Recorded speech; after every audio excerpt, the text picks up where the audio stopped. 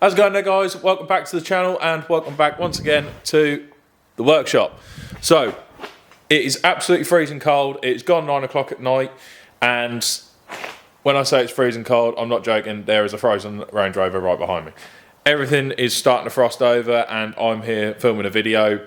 Now, as you've probably seen from the title and the thumbnail, it's time to lighten things up. Earlier in the year, I put the side steps on the truck. That's really improved it and made it a lot better for me getting in and out and the passengers, and seems to be saving the seats. So that's all good so far.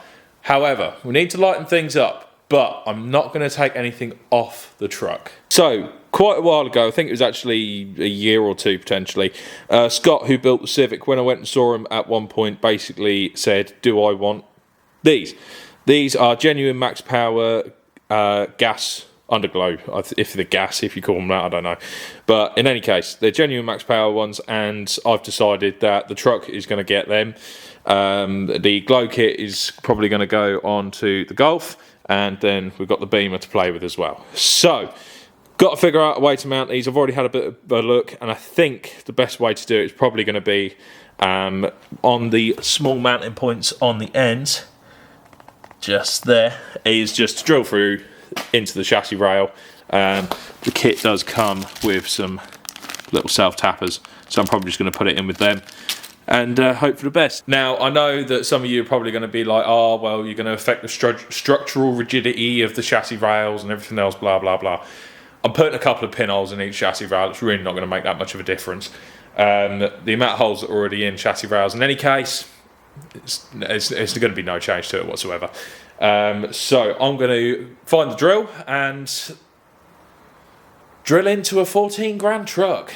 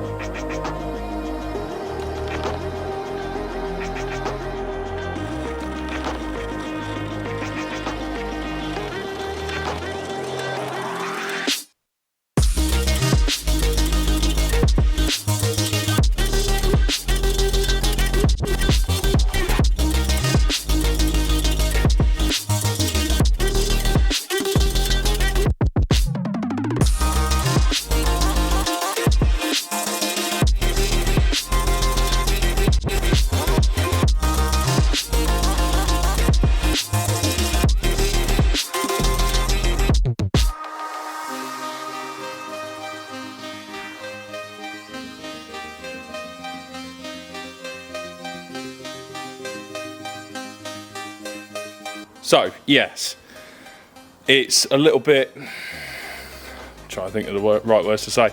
It's not exactly the way I would have wanted to have done it, drilling straight into the chassis rails, but I did spend probably a good 45 minutes, best to an hour potentially, trying to figure out how to mount it, working it around the steps and everything else, so that you can see the actual light tube and everything. But sometimes the simplest options are the best ones. So just going to repeat that on the other side, and then I can start to chase some wires in, and then hopefully it won't be too long before we get them switched on.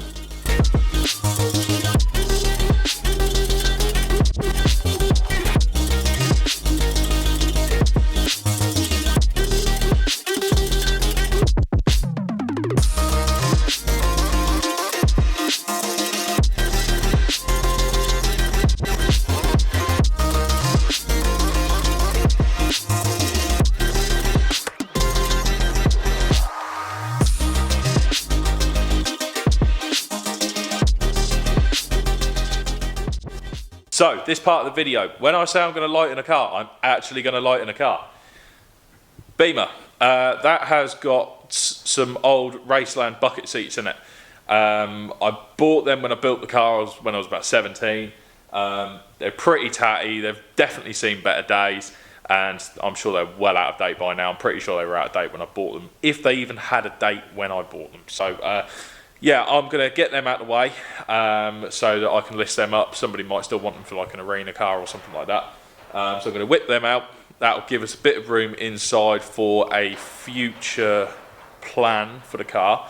And then after that, I'm also going to take the bucket seats out of the Golf. It does seem to be, I don't know if it's actually getting damp or if it's just a bit cold in there, but I paid like 500 quid for the seats. I've done, you know, a couple of days out on mod nats, and I really don't want them to go manky or anything like that. So I'm going to take the seats and harnesses out of them so I can take them home, keep them in the warm. I'm not going to get all manky or anything. So yeah, time to crack on with drift car first, and then we'll get the Golf down and we'll see if, because it's on the ramp, if I can actually get it out the gap for the door. Seats are out. As you can see, the race lines that I was talking about, yeah, they have most definitely seen better days, but they are a stupidly comfortable seat. So they'll do somebody a turn, but I mean, it's like I was using a piece of wire to adjust the sliders, and on the driver's side there's actually a piece of wire. So yeah, time to go a little bit more professional now, I think. Inside, everything's looking okay. A little bit of rust around here, but the main thing that I've seen so far is this. I don't know what this is, don't know if it's some sort of like inspection thing or something, I'm not too sure, but it looks as though it's rotted out. This seems to be the biggest issue underneath, and I could probably, yep, there we go, just about managed to do that without slicing my hand open, but yeah, straight through to the floor. So gonna have to weld something on there, but that's not a problem. We've got some welding to do in any case, so we'll clean all this up and I'll probably make a nice plate, maybe even a bit of a sandwich plate, maybe sort of like do something either side, but I don't know if these sort of normally go, but this just is what it is. More scrap, but yeah, it's not actually too bad inside. Over that side is looking okay, can't really see any rust over there, so I'm happy with that. So yeah, time to give this thing a bit of a clear out and then start to have a look at what I'm going to do next. So Golf's back down on eye level again. It literally breaks my heart to see it like this.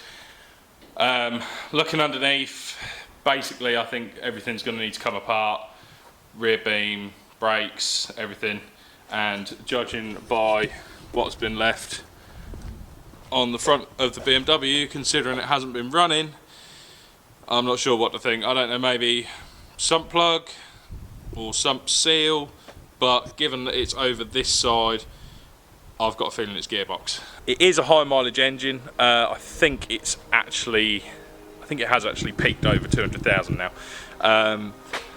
So I'm a bit torn.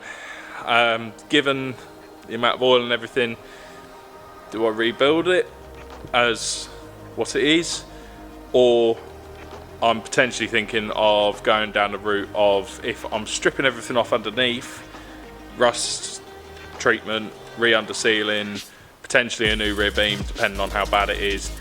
If I'm taking brakes off, maybe it's time to upgrade brakes, considering it was running more power in any case, and then maybe at that point it's time to start looking at a different build. So maybe I'm thinking potentially a 1.8 turbo from a Cupra. If I could get my hands on one of the VR engines, that'd be pretty cool as well, but that's all just things to sort of think about as time goes on. Main concern at the minute is the Beamer. I want to get back out drifting really bad, so I'm going to get the jobs done on that first. Golf will just have to wait for now. But like I say, I'm going to take the seats and harnesses out so that I know that they're not getting damp or anything like that. Don't think it is getting damp, but this is basically me just being a little bit careful. Like I say, I spent a lot of money on them, so I want to keep them nice so they can go home and be a lovely ornament, which Mother, shout out to Mother, will have to put up with, and somebody else, but you will get to meet them. So yeah, I'll whip the seats out, and then I think that's basically us done for the night.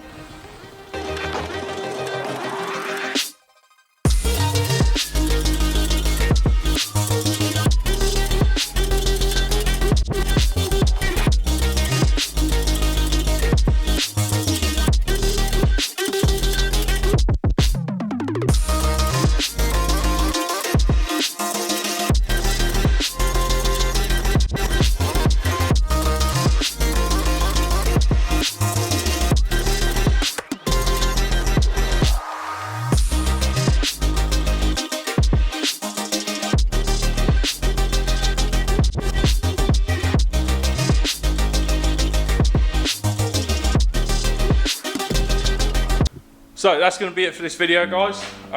Obviously 3 different cars been worked on, so it's nice to actually get some jobs done around here. Next thing definitely is a case of having another tidy up in here. Was having a really good clear out. If you follow the Instagram, you would have seen the post that unfortunately in August I lost my dad. So I've had quite a few things of his that I've had to come down here and just finding homes for things and everything else. But yeah, I've got quite a few plans as to things for the workshop, things for the car. With the Golf, I really don't know how long that's going to take. Depending on what I decide to do engine wise, we'll delegate how long everything else is going to be. Stay tuned on that one, but it may be a while before we actually see her back out, which is why I just wanted to get them seats and harnesses out. I know they're dry, warm, safe, all that sort of thing. Not going to get manky or anything like that. So yeah, hopefully we're back at it again now, guys. I do apologise for how long it's taken. I was starting to get back into things, and then the news about my dad, which I'm sure you can all appreciate. But yeah, we're back at it again.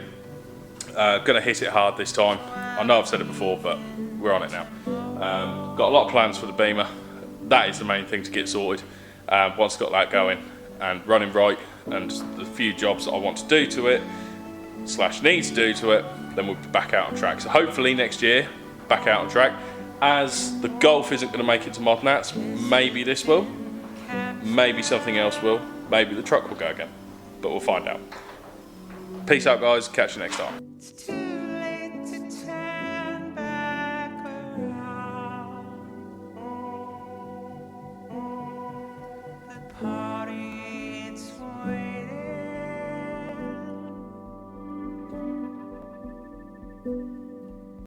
Leaving this as such a beautiful sound.